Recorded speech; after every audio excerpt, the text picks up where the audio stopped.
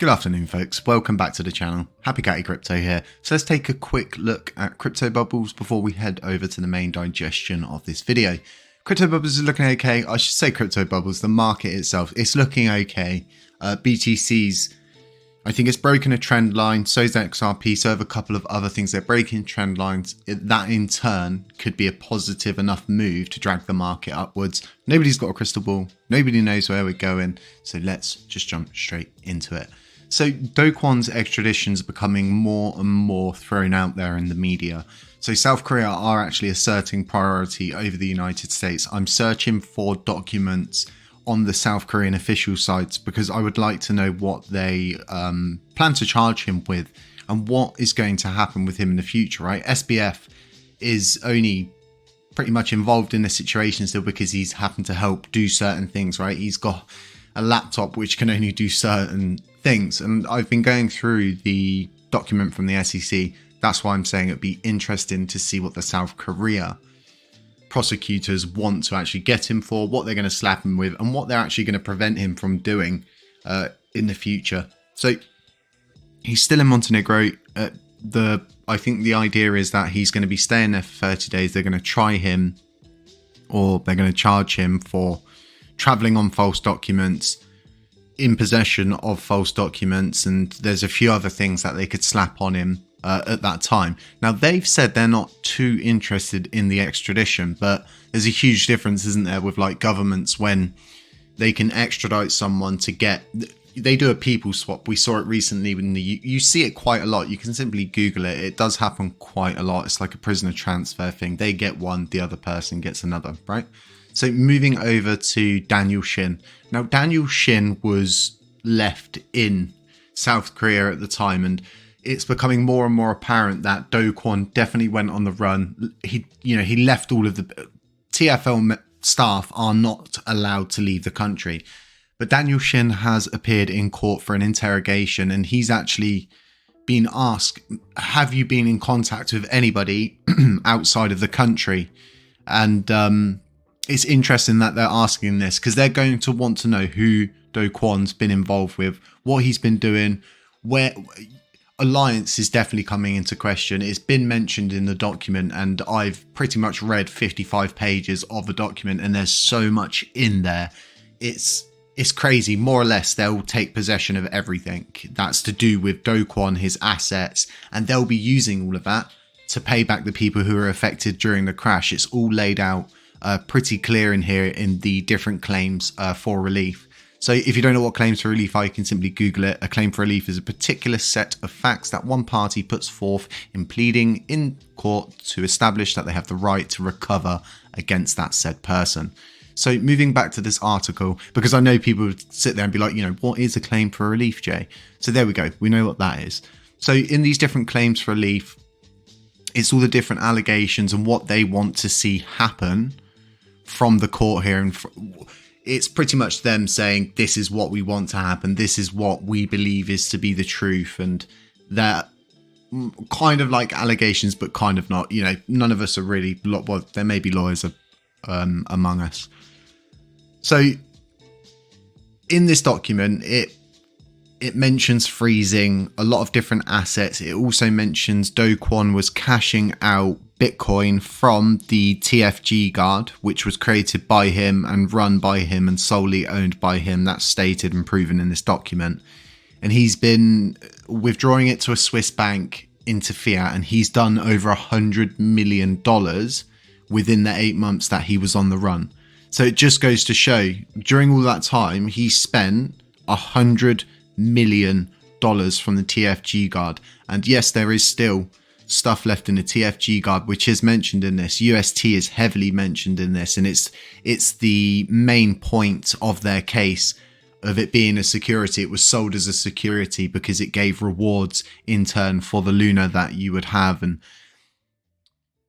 if you've seen what's going on with the SBF situation, you'll know better than anyone that it's not going to be a situation where you're simply tried, not so much fairly. It's literally going to be, not a trial by fire is a bad word to use. It's it's not so much even trial by media, but everything that you've done, everything you've posted on Twitter is going to be brought up in this court case. Everything's going to be used against you, previous statements. Everything is going to come out in this. And I believe if South Korea get him, it's going to be just as bad. And I think some people are thinking, you know, if he gets back to South Korea, he might be okay. But with Daniel Shin getting caught up, a few other people getting caught up in this, it's becoming rather serious. And this is why I solely believe USTC should be abandoned. Not abandoned, because realistically we're not abandoning it, just not dealing with it as a blockchain and just solely focusing on LUNC. It's kind of like having a ship wanting to sail 5 routes, but only actually being able to sail 1 route at a time. You've only got enough resources for 1 good route that's going to return you with profits and make another route possible. These kind of, when you want to branch out, realistically, you need to get yourself in place. You need to get a good situation, you need to get stabilized, and then you can start going, well, we want to create a new chain. Okay, well, we can branch out and do that because we've got the spare time, we've got the spare assets, the chain can afford it, we can afford to make mistakes. We just can't afford to make mistakes. So, a lot of so's. This document is, I would recommend if you're invested in Terra, in the Cosmos, in Luna Classic, in USTC, you should read this, because no one is blindly going to put videos up like this, because then they don't capture you in. They get low view counts, they don't earn much money, and more or less people see it as a wasted video. It makes them look bad, and they're just not willing to dibble dabble in these things, which by the time you realize that it's too late, it's already too late. It's the news has already landed, it's already been proven. UST's, they're seizing all different kinds of assets, and in these asset forfeitures, right, our pool, our governance pool, our oracle pool, our community pool was all part of that old system, and we were left with all of those assets, and we're simply just spending those assets and paying for what we think is the redevelopment of the blockchain. Crazy stuff. And like I said, this, you know, it's not particularly nice for everybody to hear, but all of this different stuff in here about, they go over everything in this 55-page document. They explain how Chai led to the crash. Oh, so you've got, I think it's 5 claims for relief. Fraud in the offer of sales of security. You've got fraud in connection with the purchase of sales of securities. You've got control person liability under Section 20 of the Exchange Act for violation of Section of the Exchange Act. And in here it does state that more or less, let me see, because I can't highlight anything in a PDF, which is ultra annoying. So there's a section in here where it states about preventing Kwon and TFL from ever being able to get involved with crypto. Again, the financial market, anything that falls under these kind of security acts and everything else that they mention, they state that they would like for this person, same as SBF, to just not be able to ever use stuff like this. Like you can get a Computer Misuse Act and things like that, but this runs so deep. We're talking billions of dollars. You know, you're not talking a couple of people or a couple thousand people. This affected so many people, and we're a new community that formed on the basis of the collapse. So a lot of the people that were part of the collapse, they're just not about anymore, because this absolutely destroyed everything they had. So you've got here ordering defendants to disgorge their ill-gotten gains, plus prejudgment interest. You've also got ordering defendants to pay civil money penalties, imposing a conduct-based injunction, prohibiting defendants from participating directly, indirectly in the purchase, offer, or sale of any crypto asset security, or engaging in activities for the purposes of inducing or attempting to induce the purchase, offer, sale of any crypto asset security by others. From what I'm reading, and this isn't going to be a situation with XRP where they've got a leg to stand on.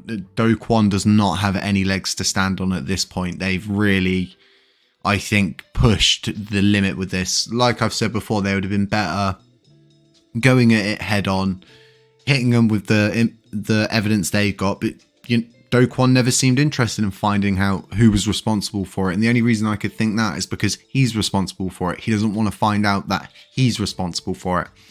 So I think this is all going to lead, let's say in an ideal world, they get him to America or they get him to South Korea. He's tried. This all goes through. Okay. UST Luna is done.